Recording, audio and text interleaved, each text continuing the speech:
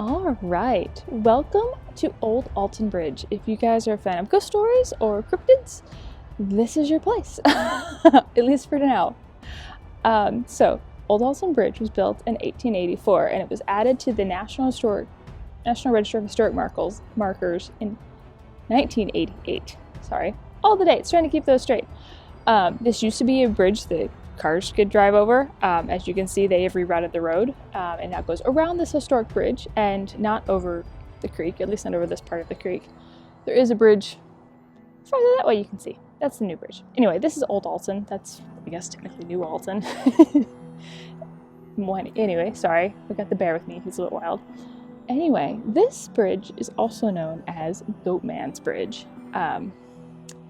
There are a number of stories. Unfortunately, one is rather sad.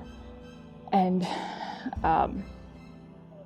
well, in the 1930s, there was a local goat farmer who called himself the Goatman because he was a prolific goat farmer. And he was a man of color. He was hung from the bridge by the Klan. At least that's how the story goes. If it is true, it's really sad, and unfortunately lynchings were a thing.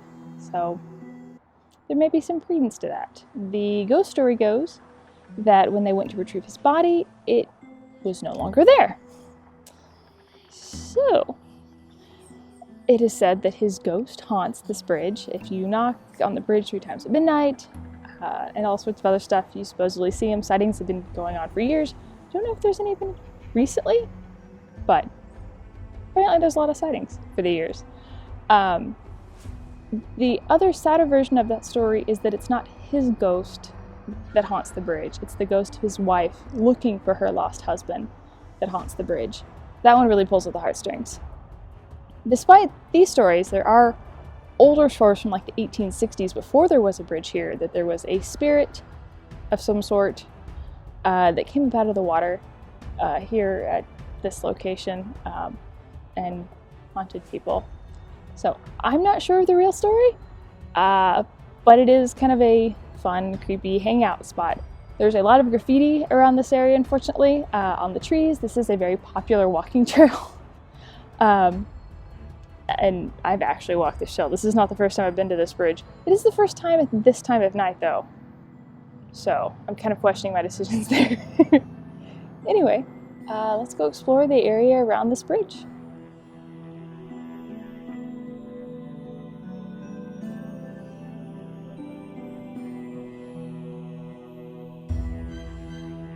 So the bridge is behind me, but you can see over here there is a convenient parking lot. It is free. It is also fairly small, but it's normally not too busy, at least not when I've been here. There is a small bench area.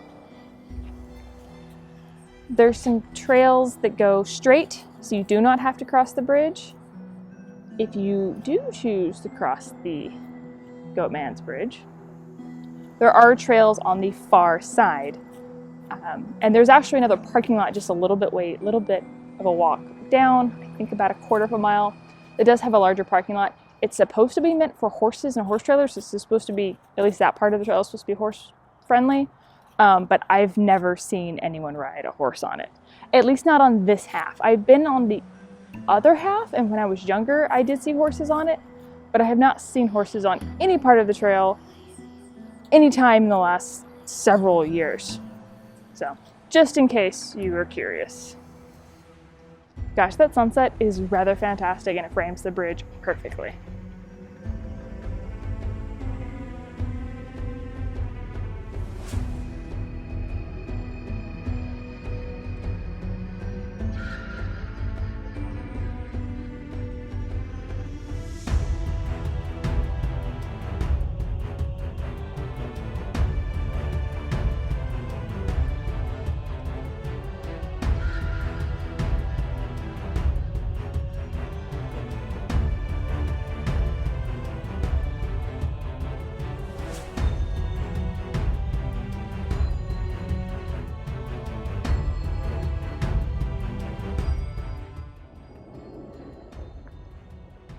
If you can read this sign, this is the Elm Fork Trail.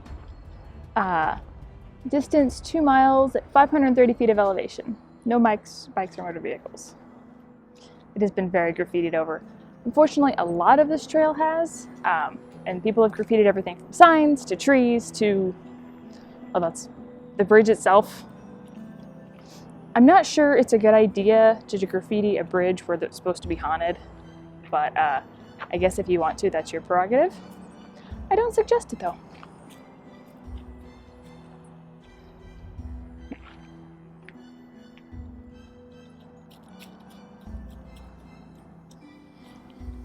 So you can see a blue tree over there.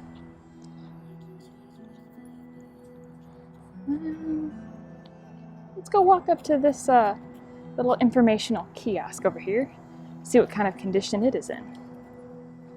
I'm not sure if you can see it, but there is a full moon out tonight. It's kind of peeking between the branches of is it me, or is there someone or something or some messed up sign hanging out in this kiosk?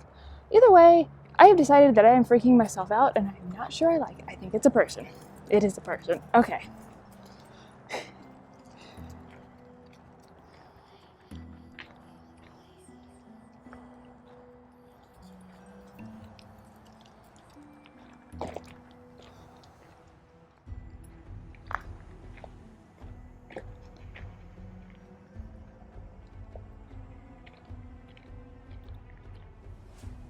So yeah, once you walk a little bit farther along this trail, there's not a whole lot out here.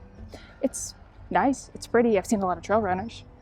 But yeah, now that I've managed to scare myself, let's head home.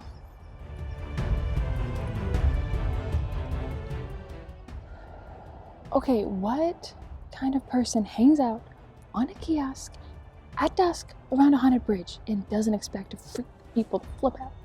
Like, there was just a light swinging on the side of that thing. It really scared me. I think the atmosphere of the location got to me.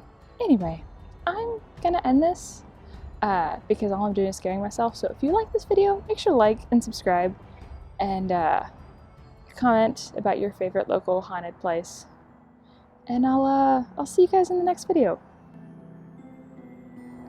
Although here is one last shot of the haunted bridge at sunset, because honestly, that's just, it frames it so nicely. The orange, the slight purple, the blue. It looks even better in real life. Okay, going home now. So it doesn't help that the whole time I've been recording this video, Bear has been whining at me. Yeah, not fun, not cool. He just adds to the creepy atmosphere. He really just wanted to walk and meet other dogs, but still, it doesn't help.